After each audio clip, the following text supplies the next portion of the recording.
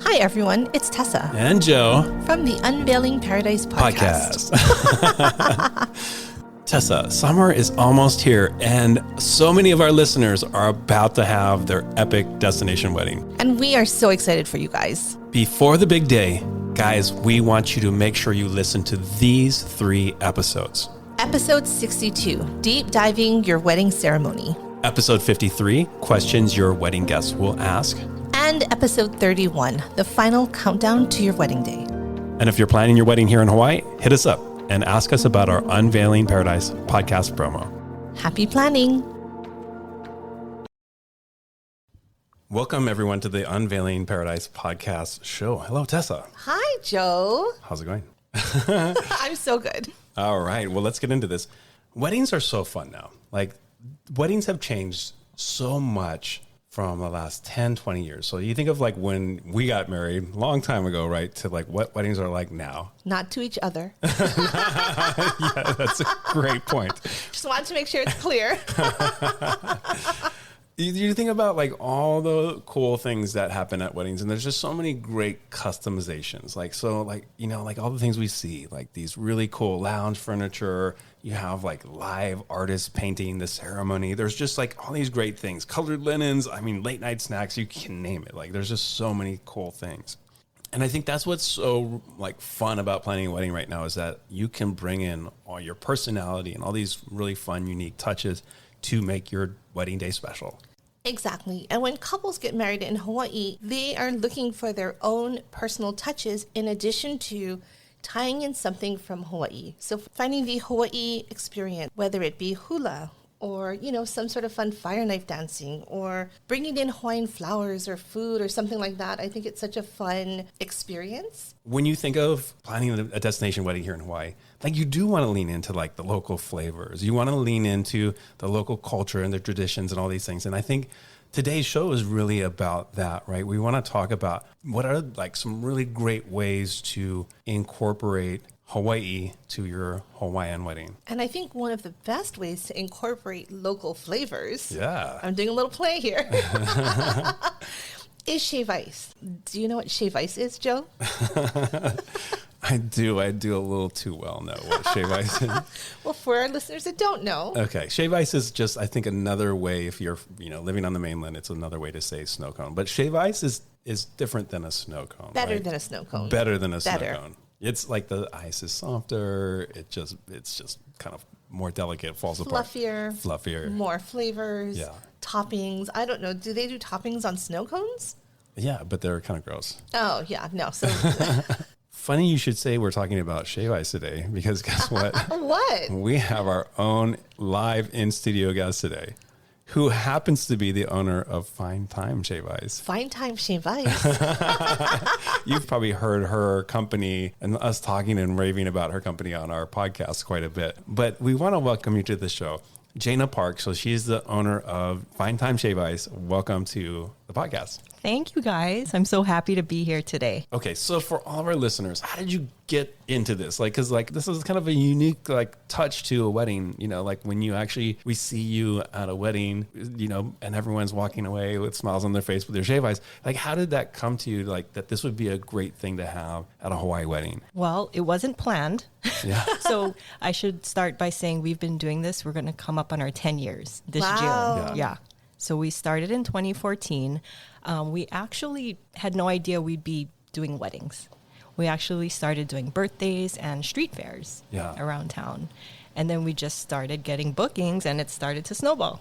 So I like the way she used that. And now, most of our business is actually, I'd say over 50% are weddings, and we love it. If you think about a wedding here in Hawaii, it's we are pretty much like a tropical hot environment. And I think of what is the best way to cool off if you're doing an outdoor destination wedding? Shave ice. Yeah. Anything cold, anything frozen, right? And shave ice is such a great way to incorporate all of the amazing local, flavors and everything we have here. So Jana, we're so excited to have you here. Just talking about shave ice and talking about, being to so many weddings, we are excited to hear your perspective of, again, what are these unique touches that couples can add to their Hawaii wedding. So I'm excited to have you here. Can't wait to get started, and let's do this. Welcome to Unveiling Paradise, your go-to destination wedding podcast. I'm Tessa, wedding planner and owner of Fred and Kate Events. And I'm Joe, wedding and adventure photographer of Joseph Esser Photography. We are based in Hawaii, one of the biggest, most popular locations for destination weddings. We want to share our real-life experiences with you, give you insight from a professional's perspective, and still make sure you're having fun in the process. We're huge believers in the fact that planning a destination wedding can be one of the most amazing experiences, and we want to bring you along. We're so excited to talk with you about weddings, Hawaii, and everything else under the sun. So pack your bags and let's get started. All right, everyone. Well, welcome to our show today. We have a lot to talk about. We are going to tackle this topic, how to make your Hawaii wedding, your Hawaii destination wedding, feel like a Hawaii destination wedding. There's so many different things we can do in terms of the food that we eat, the music that we listen to, just the decor, the floral, all these things, the different ways to incorporate Hawaii to your wedding. So, Jana, welcome to the show. You are our shave ice queen today. Let's start with this question. Like, why is shave ice like a local thing? Like, why is it a Hawaii thing? Like, what's the history of shave ice here? And like, how do we incorporate it into our wedding day? Yeah. So shave ice got its start in Japan, I believe back in the 1800s. And of course, I'm sure they were using, special tools, manual tools, did not have like a wide range of flavors. It came over to Hawaii. I think the plantation workers thought of it because, of course, it's so hot out there. And I think that strawberry was the only flavor offered back in the day, and then also with azuki beans. Oh, interesting. That's what I think of when I think of like, the old time shave ice. But these are like plantation workers that are working in the sugarcane field, so they have lots of sugar plus strawberry. True. Right? Yes. Yeah. Okay. So I believe that's how it got its start. And then it's evolved into this very like local thing. Like, let's talk about the local flavors, right? Because like if you go to a shave ice stand anywhere in Hawaii now, it's like almost overwhelming how many different flavors. I always am like, I want 30 different That's so true because we actually offer 30 flavors. And I'm like, I'm sorry we can't bring it all. We wish we could, but we ask our clients to select their favorite flavors. So we usually bring about a dozen. And then that includes strawberry, banana, vanilla to make rainbows because that's always the most popular. It is? Yeah. Interesting. I would think in Hawaii, people are leaning towards the more tropical flavors. Like the rainbow you can get in my head anywhere, but yeah, I guess other than the rainbow, what are some popular tropical flavors? Yeah, so we offer, of course, guava, lychee, lilikoi, which is passion fruit, and some of the more unique ones is crackseed plum, and lihimoi, of course, and pickled mango. I love the pickled mango. So that's my favorite. So for those of you that aren't aware, it's like just a tart mango, yes. I guess would be the best way to describe it. My mouth is watering right now. I'm drooling. I love that flavor so much. Yeah. So anytime we have Fine Time Shave Ice, I will make sure she brings that one, even if the client doesn't order it. I always bring a stash for Tessa. I just love it so much. And tell us about the toppings, because I feel like, the shave ice is good, but the toppings are kind of, to me, what wraps it up. So for our shave ice toppings, of course, we offer the standard, which is vanilla ice cream, condensed milk. We also offer a condensed coconut milk, which is a vegan option, lihimoi powder, and we also offer shiratama, which is like mochi balls, and red azuki beans, both from Japan. Wait, but hold on a second. I just have to stop because I think that just for our listeners, we have to visualize this. You start out with the shave ice, right, which is kind of like the ball of ice. Then there's the actual syrup topping. No, because and then ice cream. No, okay. Because sometimes the ice cream's on the bottom. Okay. So we're building. Okay, let's build this from scratch. Build it from the bottom. Okay. So we create the menu signage, and I try to make it very clear how to order. Yeah. It's so funny. Humans. Okay. So they go straight to the flavors, and I'm like, hold up. Yeah. We need to do you want ice cream and azuki beans first? Because it goes on we put it on the bottom. Okay. So and your size. So we offer different sizes. So we start with the size because some people want small, little, tastings, and some people want huge kombucha cups. So we give them the option. And then from there, so we can put ice cream and the red sweetened azuki beans in the bottom. Then, of course, the ice, the flavoring, and then any of the toppings, which is condensed milk, condensed coconut milk, lihimoy powder, and mochi balls. Oh my gosh. And it's so good to have, like, you start with ice cream and then you also have like the snow with the flavor. It's amazing. I want to give a pro tip to anyone that's ordering shave ice. Never go with the small. Whenever you're building something and you're adding ice cream and maybe I'll add some toppings, like the small will overflow every single time. Yep. Once you get to all the goodness and you're like, oh, I want to try this. And oh my gosh, this looks so good. Why would you get the small? Always go large. That's like me when it's like a buffet, like we get to go through the buffet on a wedding day and I grab a salad plate and I'm like, rookie mistake. Yeah, So- you got to go for the big plate. So You know here's you're going to overflow it. Here's my pro tip for that for all of our listeners. So if you walk through the buffet and they have the salad plates in the front, and then at the next table you have the entree plates, I will always walk there, grab the entree plate first, and then make my way through. So Just like shave ice. Just like shave ice, go big or go home. The big shave ice too, I feel, are more photogenic. So like when we take pictures, or when the pictures are taken of the bride and groom with the shave ice, I always try to make it as big as possible. And I think that's so fun. Like when we get to actually take pictures with like the bride and groom on their wedding day and they're feeding each other shave ice. Like those are super fun photos for us. And like as a couple, like you're not really taking pictures, you're just feeding each other shave ice. So we've even done, Tessa, you're probably not going to like this story. No, man. But the couple didn't care for cake. What? And so they replaced it with a shave ice. And I was like, oh my gosh, pressure, you know. It's, I can imagine the pressure of the cake makers. But anyway, so we did a shave ice in place of the cake cutting and whatnot. And then we can put like a special, like a custom shave ice topper, like a cake topper, you know, with their name on it. I love this so much, and I know Tessa's not going to agree with what I'm about to say, but you're having a wedding in Hawaii. Like, get rid of the cake. You know, like, how much better is that? Like, you know, it's hot. It's hot. Nobody wants to eat cake on a hot day. Shave ice? I'm glaring at both of them right now, that's guys. perfect. Everyone is getting some mean looks right now because I think that's crazy. Disagree with me. Disagree with me that that's not better than cake. This is what I think, and this is what I'm going to tie into as a planner. There are better times to do shave ice. One can be in the evening with the dessert bar. Mm-hmm. So you have your cake, you have your shave ice, you have the shave ice with the ice cream and the cake. Like there's no better combination. So why can't we have it all?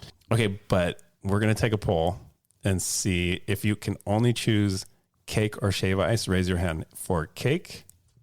That's one. That's one. For shave ice, that's two. I'm sorry. You're outnumbered, Tessa. We're going to have to pull the audience. You have to have a cake, but I do think that shave ice has its place there too. All right. Yeah. We love doing it. I mean, for dessert and then also for cocktail hour too. And sometimes they keep us there for both. Jana, you and I just had a wedding out on the west side of the island. It was a brutally hot day. Yeah. Like it was just incredibly hot. Everyone was melting. It was humid. It was sunny.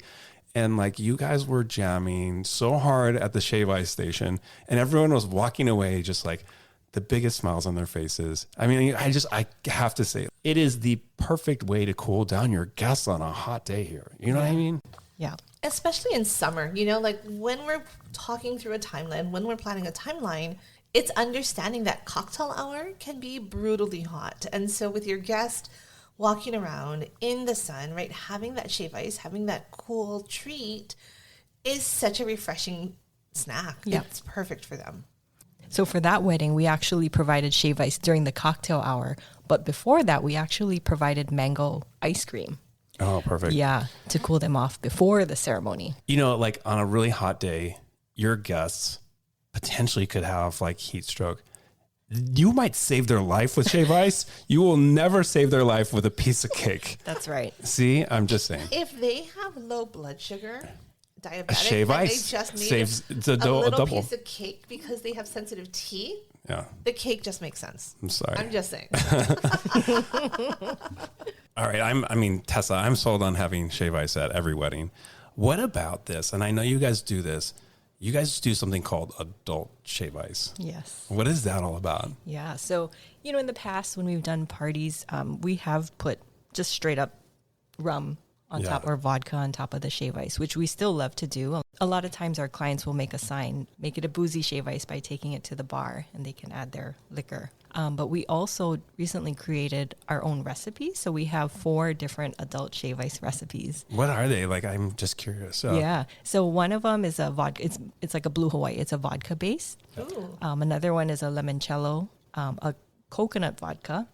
And then it surprised me, but this is our most popular one. It's a bourbon base. So we call it Kentucky Lemonade. And that has been our most popular boozy shave ice. I never get to like have alcohol at weddings, but wow, that would be so fun. I'm going to just be a guest one day. Yeah. That sounds really good. We'll slide one to you. Oh. It's interesting that you say all of these flavors. How come there's not a gin-based shave ice? Is it just because gin is disgusting? I know where you're going. That's rude. I like gin. Yeah. I'll work on that. But I thought vodka would be the most popular. Right. But it's the bourbon. No kidding. I think it's a lemonade. It's that Kentucky lemonade versus it being bourbon. That sounds great, though. That sounds so good. As much as I want to make this whole show about shave ice today, I do want to talk about some other things. And so we do have a few other elements that we want to address. How to bring in those local flavors, those local elements, those traditions, the sound, the song. How do, like, if we're planning a Hawaii destination wedding, what else do we need to address? So I think one of the biggest ones, right, when we're talking about, taking shave ice off the table, we've talked about that. I think it's amazing. It's a lifesaver. It's a lifesaver too, which is so amazing. You should be able to get it for your wedding, but then write it off as insurance. Sounds like you're on Team Shave Ice now. Leave the cake party alone. I've never not been on Team Shave Ice. I don't know why we can't have shave ice and cake. Like, you're such a simple man. Expand your horizons, Joe. So one of the most popular things at a wedding, during the reception, either during the dinner time or cocktail hour, or even, at the end of the night, is a performance. Couples that come to Hawaii like to see a lot of the local Hawaiian dancing, the hula, or we do the fire knife dancing, which is also a local tradition. I just had a wedding yesterday, and it was cool. So pre-ceremony, there was a group of Hawaiian singers. There was a hula dancer, and they just kind of went on and off before the ceremony and then into cocktail hour. One thing that I saw recently, I've only seen this once, but it was a kind of like an interactive craft station where they were making not a full-on lei or lauhala hat, but it was like a tea leaf rose. And I thought that was so cute, just something during cocktail hour to keep your guests busy. And that's tying in, Hawaii. I was there, Gina. That was my wedding. Not my wedding. It was one of my couples. Right. What was cool is they really wanted to lean into the local culture. They have grown up here on and off. They weren't born here, but they've come here a lot. They've gotten engaged here. I think after dating for 2 weeks, they came to Hawaii together, and just like on a whim, we're like, we're going to stay here. Everything they did, every element of the wedding, they wanted to tie into local culture. So during cocktail hour, what we did is we actually extended cocktail hour to 2 hours versus a normal 1.5. They wanted to get a lot of pictures during that time. They didn't want their guests to get bored. So we had Jana there for shave ice. We had someone that was doing palm frond weaving. So if you look at a lot of these hats or baskets, or again, they made simple roses because, the craft person was like, we're not going to have time to make a full-on basket or hat or something. Mm-hmm. They made little roses that people could take. They also had some extras, so they made the flower girl basket for them. That was kind of cute. And we also had musicians, trios. So we had Hawaiian music playing at the same time. So we kind of tied in multiple Hawaiian elements to create this really, really fun, very authentic experience for the guests. That was really creative. Yeah, that was nice to see. Yeah, and I think it's about finding the right balance for your wedding too. I mean, sometimes it might make sense to have these stations with, like lei making. Sometimes it, if you have a short cocktail hour, maybe it doesn't work. I actually really do love photographing the fire knife dance. I think it's so fun, and it is absolutely entertaining. Like it's challenging because they go so fast. Well, and I like to get close to the flames because it makes for really good photos. Can they do that in the daytime too, or is that? You know what? I don't think I've ever seen. that. That's an interesting question. You can. I've done it before sunset just because timing. Sometimes they had to do it before, but it's so much more impactful. The wow is so much better. Like, not at sunset, but I normally go at least 30, 45 minutes after sunset. Like, you want it dark because you're flinging fire in the air. Like, you want people to see it. All right. Well, elephant in the room here. Also, we're talking about like, lei making. We're talking about like a lot of these things we can incorporate into wedding attire. So leis are really great accents for the ceremony. Hakule, right? Hakule is like a flower crown. I see that incorporated a lot into like maybe the bride might be wearing, a flower crown. I think that's gorgeous. And again, like that's something you're not going to see if you're getting married in the Midwest, right? It's like really bringing in those kind of unique elements to your wedding day. One of my favorite things that you just touched on is having leis as favors to your guests. So again, you can have, and I've done a bunch of different ways where we've hung the leis on the ceremony chairs. So as guests walk in, they put the lei on themselves, and then you have all of this color, for the ceremony. So if they're not doing a lot of other floral decor, if they're not adding a lot of other decor, you have those on the chairs to kind of add. I think it looks pretty. I'm thinking it looks nice for photos. And then all of your guests are wearing the leis. So I love that. I've also done a lei wall where we've had a mix of different leis. So we've had purple, white, yellow, red, so people can choose the lei that they want. Some of them are scented, some of them are not. So then you have this really beautiful display on the side where people can pick what they want and wear the lei that matches their outfit. My whole thing always is, what if the lei doesn't match what I'm wearing? What if it doesn't match my outfit? So I think that gives you, the option. And I love the fact that if you're putting your money into this lane, not only can you use it as a favor, but it really does come back to the guest experience, experiencing the local Hawaiian culture. Absolutely. I've seen those lei walls. They're beautiful. Yeah. The other thing that I see too is like a memorial, right? So like sometimes if a parent has passed, they'll have a photo and they'll have a lei draped over that photo. I think that's super impactful, probably really emotional too. But so Jana, besides Shave Ice, we know that you are a foodie as well. You do actually have a sandwich shop too. Let's talk about Hawaiian food a little bit. What are some ways to incorporate some of those Hawaiian flavors in your wedding day? Yeah, so we've actually, of course, we get to see all the food spread. Some of the things that we've been seeing is it called lechon, the whole pig? Yeah, and that's always amazing, right? It's a spectacle. But we see that quite often. The other things we've seen, like poke bars as appetizers. Yes, those are always popular.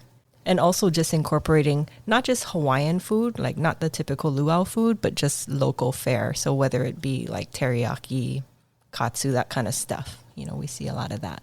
Okay, so I want to talk about luau food and what that is. And so for listeners that are not from Hawaii, that don't understand, your luau spread is very authentic, very Hawaiian. There is a lot of brown and soupy greens. The food is delicious. Purple, right? I'm not sure if anyone's had poi, which is a mashed taro plant into a paste.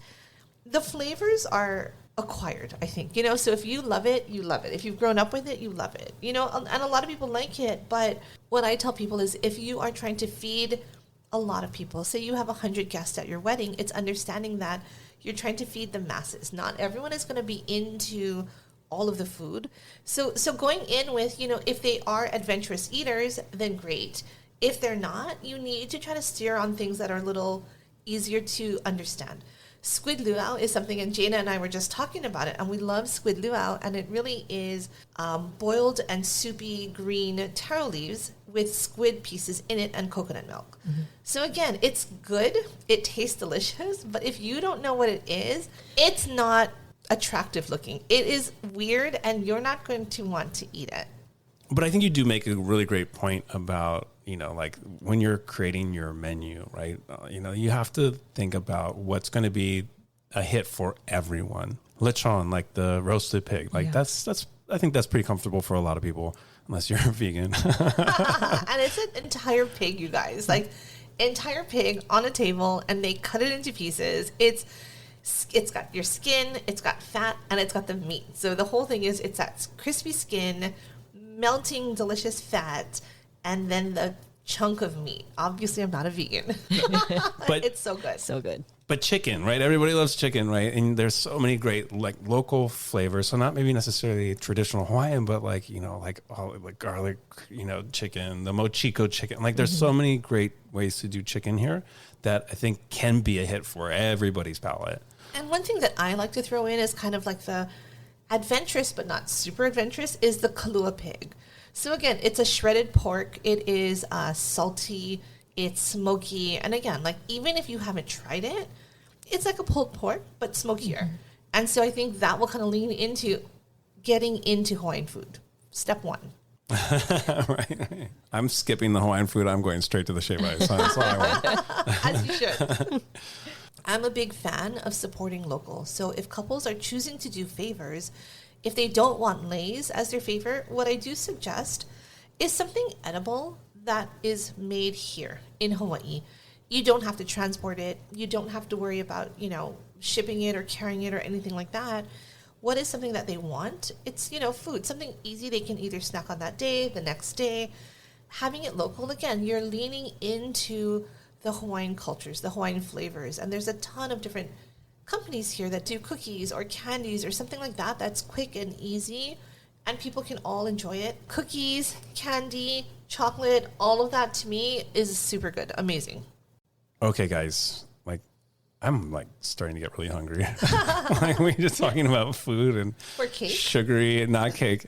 So Jana, we loved having you on the show today. Before we wrap today, can you give our listeners just a little bit more information about your business, how they can contact you, and anything else you want to share with everyone? Absolutely. So you can find us on Instagram, and you can see a lot of our pictures of previous weddings that we've done. And you can also check out our website at finetimeshaveice.com. So one of the things we like to do for our customers is to ask them to select the flavors that we bring so they can kind of tailor it to their palates.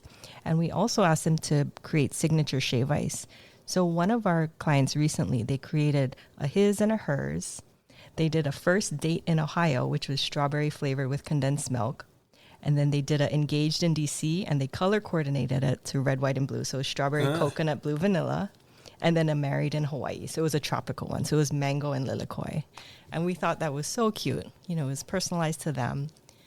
We also have a lot of customers who name them after their pets. And we've had people put little toppers with custom faces of their pets into the shave ice. Or after their favorite podcast. Yeah. I remember so it's basically like a bar, right? You can create these signature flavors working with you to have different shave ice that represent him, her, dog, pet, engagement, whatever, right? Yes. Different moments in their lives. And that's amazing. Yes. Yeah, we want to customize it to them and just make it special for them. And this is what's so exciting about weddings in Hawaii. You get all of these really cool customizations. You can work with vendors that create these very signature specific details, memories for you. Thank you again, Jana, for coming on. We're so happy to have you here. We're wanting to wrap up immediately because he and I want some shave ice. Thanks again, everyone, for listening, and we will catch you back here soon. All right. Bye, guys. Thanks for listening to another episode of Unveiling Paradise. If you enjoy our show, please follow us and rate us on Spotify or wherever you listen to podcasts. It would really mean a lot. And don't forget to also get on our mailing list and follow us on Instagram. Just do it already. Until next time, this is Tessa. And this is Joe. And don't forget, your happily ever after is just a plane ride away.